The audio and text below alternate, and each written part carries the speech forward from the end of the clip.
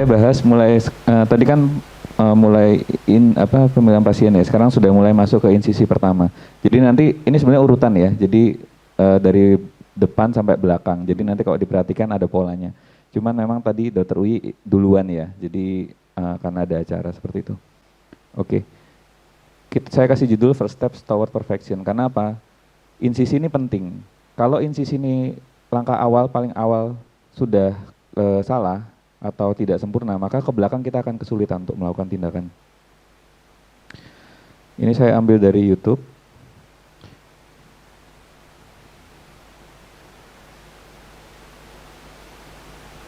Ini kornea, insisi kornea ya.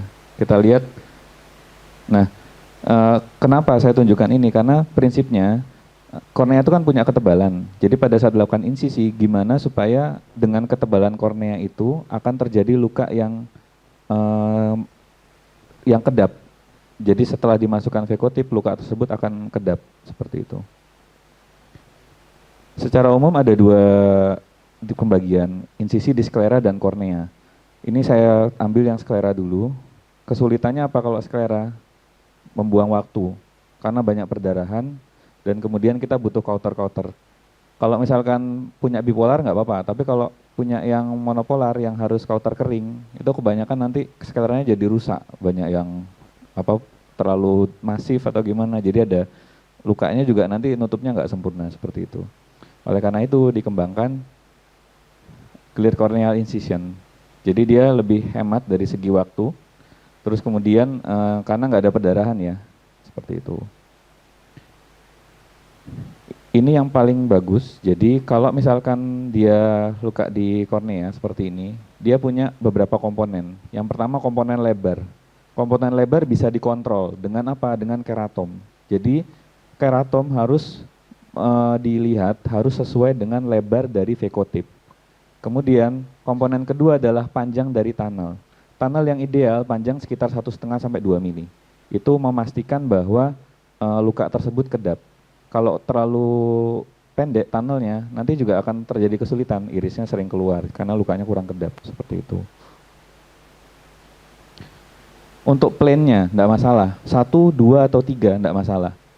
Kalau yang nanti yang saya contohkan banyak yang one plane ya, karena itu juga cukup mudah bagi pemula. Nggak perlu bikin groove, langsung masuk dengan sudut tertentu. Nanti saya kasih tipsnya.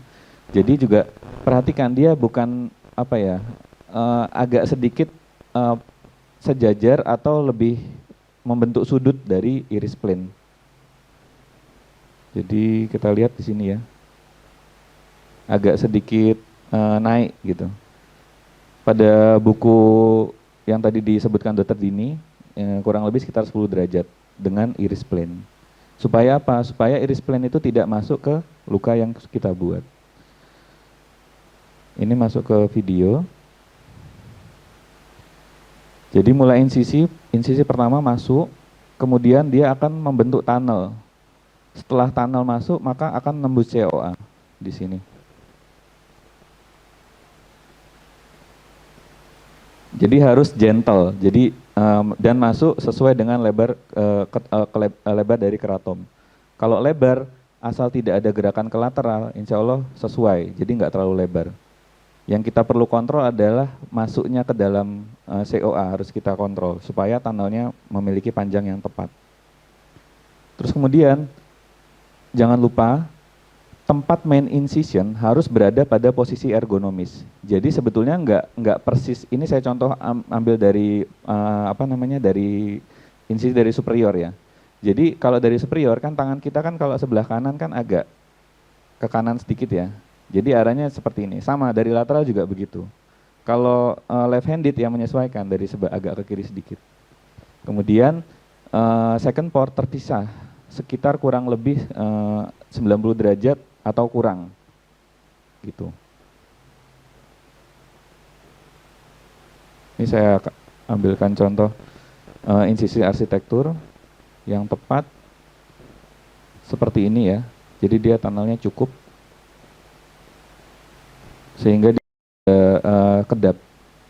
Ini kita lihat kalau dia terlalu dangkal. Jadi keratomnya terlalu menukik sehingga tunnelnya tidak terbentuk dengan baik, terlalu pendek. Nah ini mudah terjadi irisnya keluar.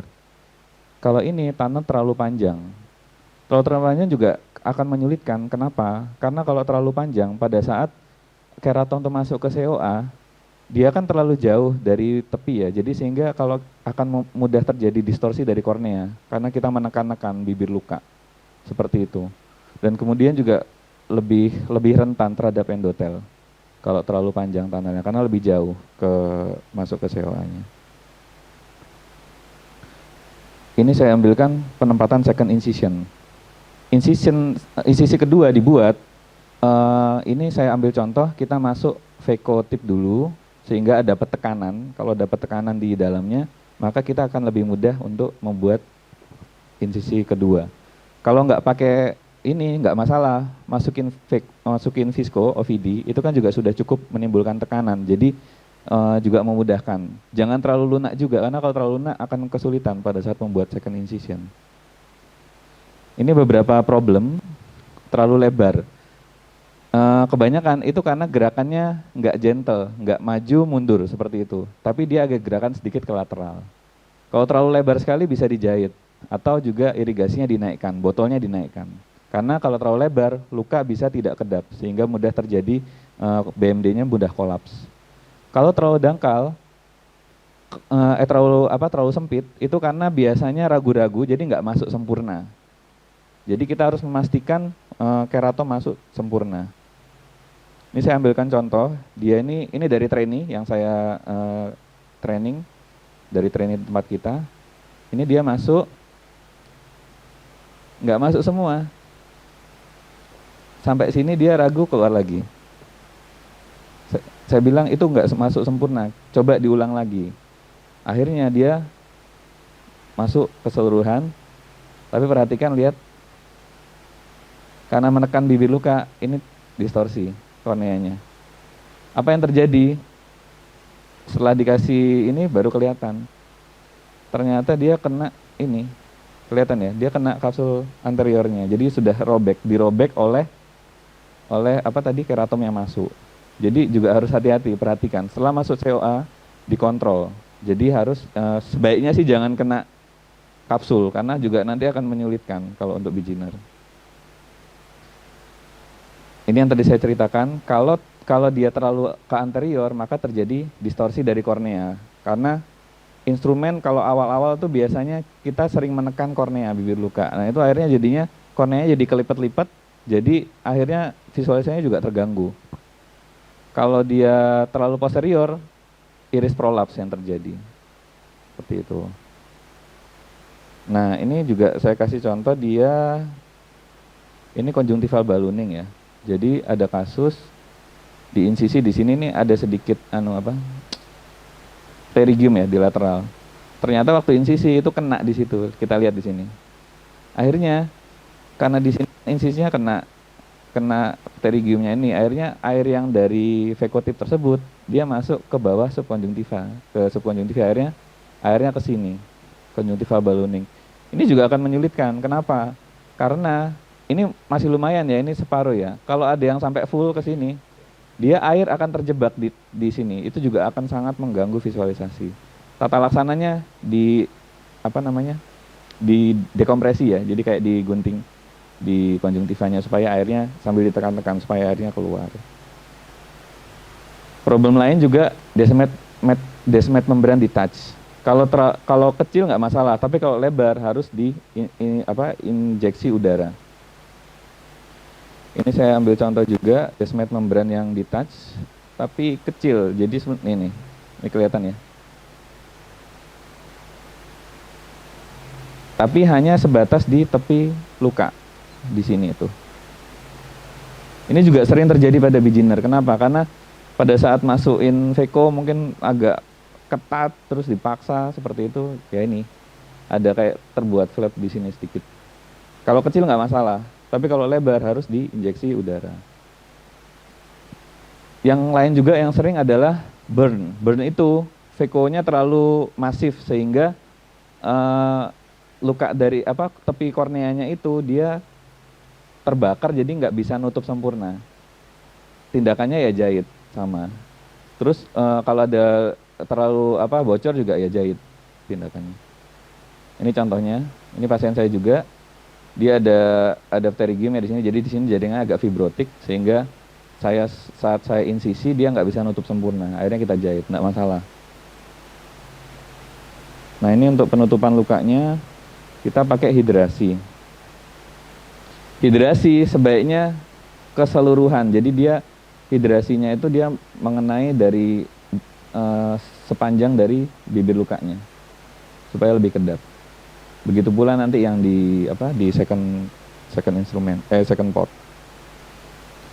Nah, kenapa sih insisi itu penting? Karena kalau Veco itu kan kita pakai flow rate ya, terus ada flowability. Nah, itu akan terbentuk dengan baik ketika luka tersebut kedap. Kalau luka tersebut ada leakage, maka flow rate itu nggak akan terbentuk dengan baik. Seperti itu. Nah, kalau misalkan luka itu bocor, manuvernya akan menyulitkan. Terus instrumentasinya juga akan kesulitan kita. Kalau bocor, BMD akan mudah kolaps, sehingga posterior kapsul akan selalu mendekat ke arah instrumen, sehingga mudah terjadi PCR. Kemudian, followability dari jaringan itu juga lebih sulit dibandingkan dengan luka yang tertutup. Akhirnya apa? Terjadi corneal trauma, endotelnya juga rusak. Akhirnya nanti kalau sampai parah ya bisa decompensated. Oke, sebagai kesimpulan, kita harus menempatkan insisi yang tepat dan juga masuk ke dalam COA-nya juga harus tepat. Kemudian perhatikan ukuran dari keratom yang kita gunakan, vessel yang kita gunakan, itu harus sesuai. Jadi untuk menjaga supaya luka tetap kedap. Kembali lagi, operasi yang sempurna dimulai dari insisi yang sempurna. Jadi insisi ini harus kita lakukan dengan sangat baik sehingga untuk ke belakangnya langkah-langkahnya akan lebih mudah untuk dilakukan. Seperti itu. Terima kasih.